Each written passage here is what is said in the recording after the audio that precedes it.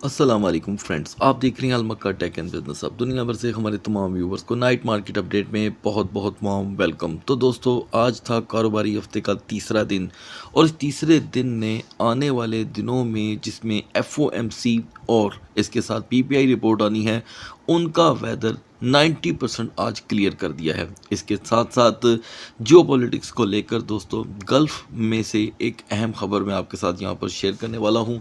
तो यहाँ पर क्रिप्टो मार्केट का तजिया तो होगा ही, लेकिन अहम ये है कि ऐसे हालात में कमोडिटीज़ को क्या ठिकाना मिलने वाला है। तो दोस्तों, आज आपसे एक रिक्वेस्ट है कि अगर आप में से कोई भी दोस्त जो कमोडिटीज़ को बाकायदा तौर पे देखता है, वो कमेंट ज़रूर करे, क्योंकि हम जानना चाहते हैं कि हमारी कितनी कम्युनिटी यहाँ पर कमोडिटीज़ को लेकर इंटरेस्टेड है।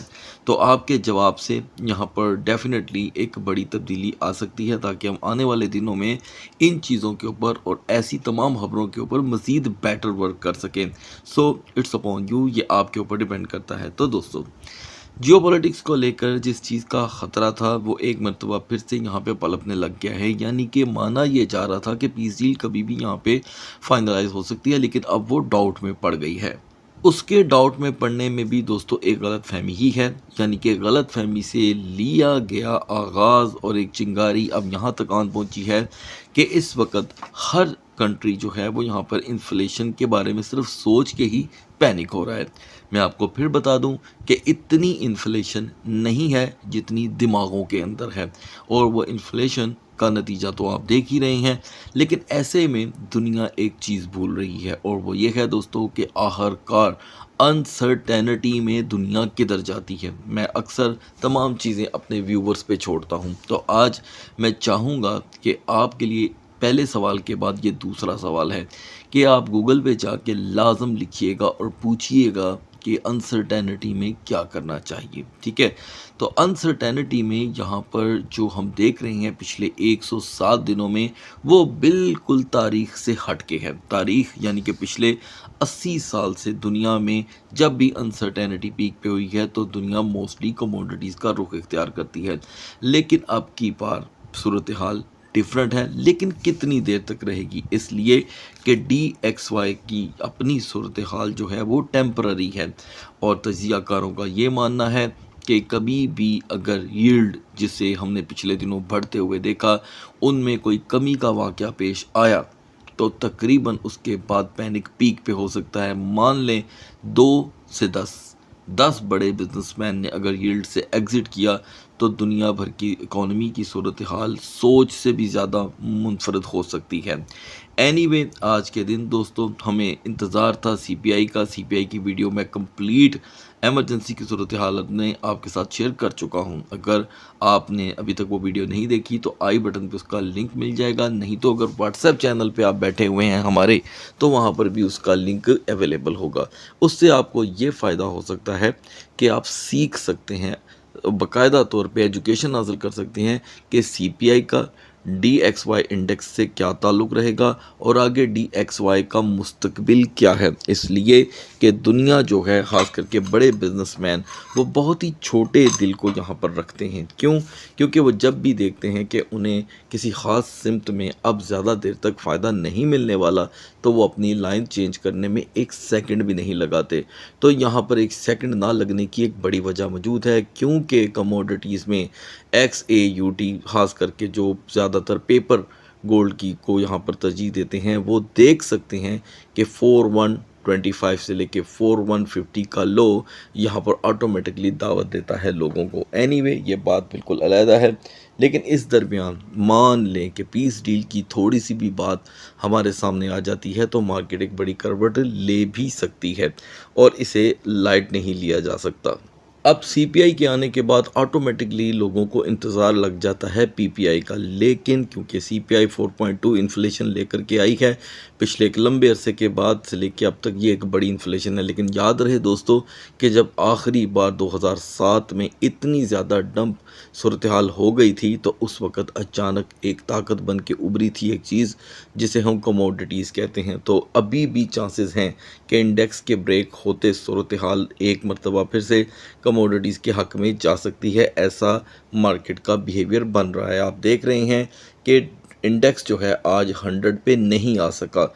लोगों को उम्मीद थी बाकायदा तौर पे कि आज इंडेक्स 100.50 तक पहुंच जाएगा, लेकिन ऐसा नहीं हो सका। हम अभी भी 99.88 पे हैं। अब याद रखें कि जो इंडेक्स को स्टडी करना जान लेते हैं उनके लिए किसी भी मीज़ान या बैलेंस या लेवल को देखना बाकी नहीं रह जाता। और जियोपॉलिटिक्स के मैदान से दोस्तों गर्मा गर्म खबरें आ रही हैं, वही तबादला ख्याल हो रहा है जो मुझे ऐसे लगता है कि आने वाले दिनों में इतना बेकार हो जाएगा कि, क्योंकि ज़ाहिरी बात है 105 107 दिन होने को हैं, ठीक है, लगभग इतने दिन ही हैं।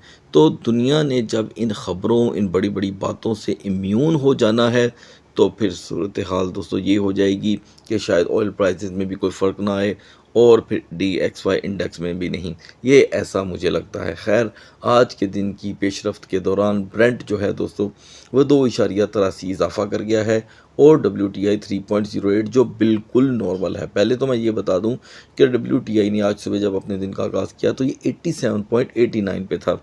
मैं ये समझता हूँ कि ये नॉर्मल रोटेशन है जब तक कि WTI क्रूड 100 क्रॉस यहाँ पे ना कर जाए। अब बढ़ते हैं मार्केट की तरफ। Guys now we are in the market और कैपिटलाइजेशन को अगर हम देखें यहाँ पर तो इसमें थोड़ा बहुत इजाफा ही हुआ है। अब आप सोच रहे होंगे कि जहाँ पे कमोडिटीज़ को इतनी मार पड़ी तो इनमें ठहराव कैसे आ गया। उसकी बड़ी वजह यह है दोस्तों कि BTC ने आज परफॉर्म किया और 56.20 पे हम पहुँचे हैं, जबकि हम सुबह 55.90 पे थे। टॉप ट्रेंडिंग के अंदर हमें अभी फ़िलहाल जो कि है हाइपर लिक्विड देखने को मिल रहा है, अदरवाइज विंस टोकन को मैं यहाँ पर कंसीडर भी नहीं करता। तो बिना देर किए आगाज़ करते हैं BTC से दोस्तों। यहाँ पर BTC आज के दिन अपनी स्ट्रगल जारी रखे हुए है। जैसे कि आपको अपडेट किया गया था, एजुकेट किया गया था कि BTC 60,500 को प्रेफर कर सकता है और प्रोटेक्ट करने की कोशिश करेगा। उसने किया भी।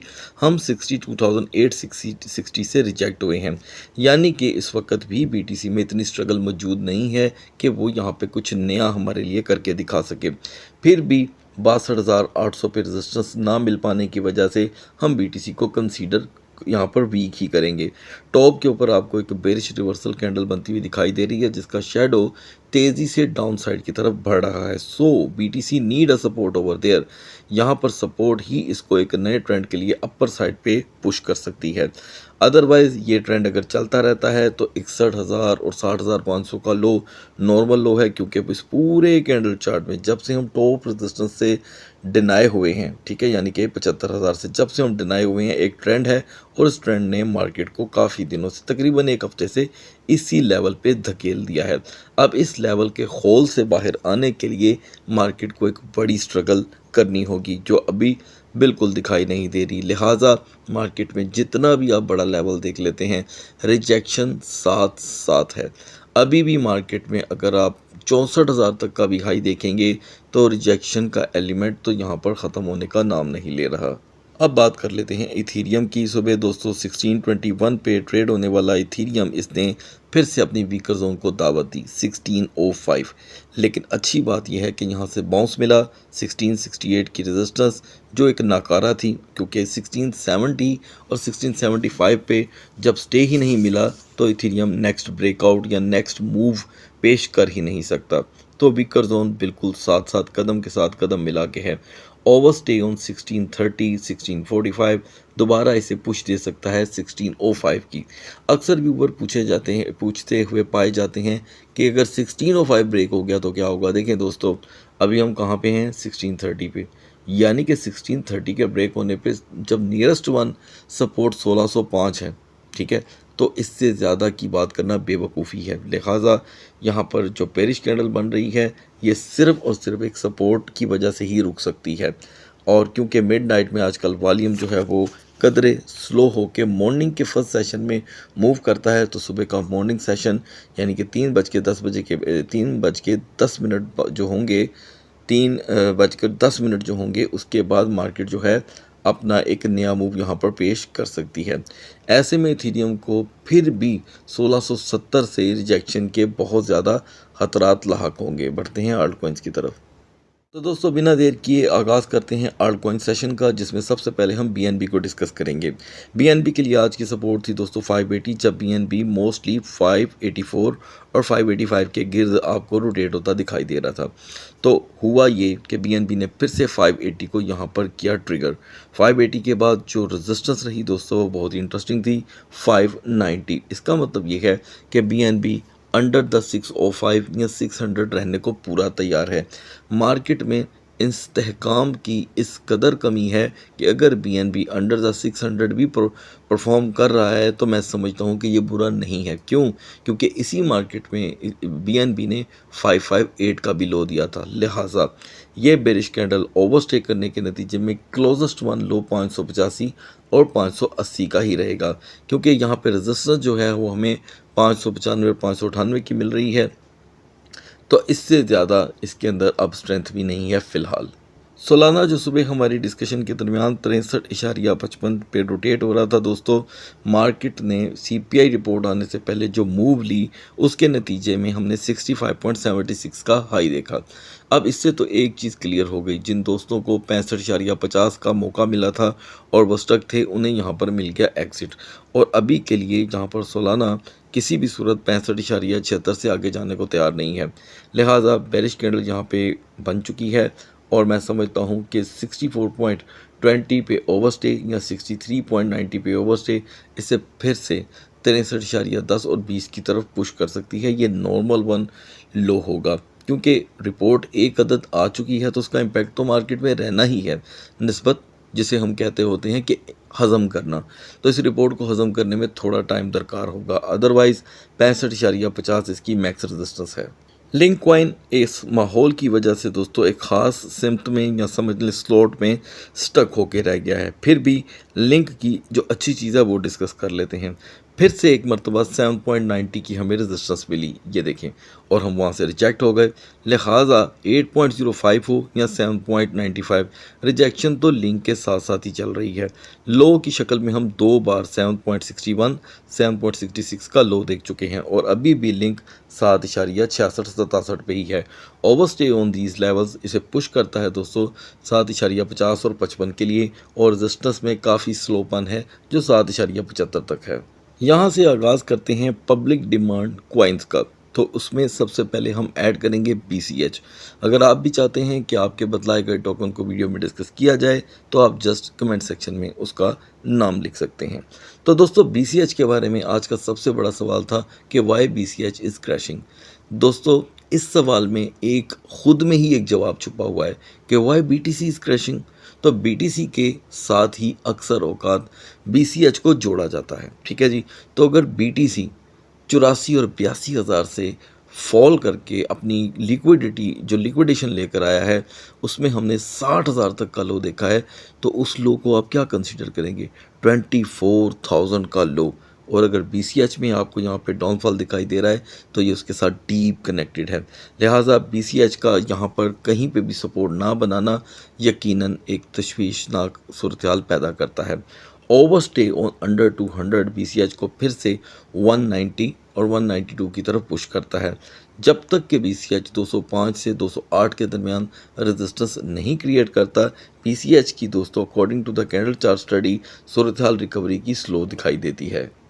दूसरा व्यूवर डिमांड कॉइन था यहाँ पे दोस्तों सुई ने एक मरतबा फिर से 0.79 से ली है रिजेक्शन और कहीं पर भी सपोर्ट अवेलेबल नहीं। लेकिन अच्छी बात यह है कि अब की बार सुई 0.6850 पे जाने से पहले यहाँ पर स्ट्रगल करता दिखाई दे रहा है। मुझे ऐसे लगता है कि अगर हम अभी भी 0.7520 तक आ जाते हैं तो सुई का क्रैश डिले हो सकता है।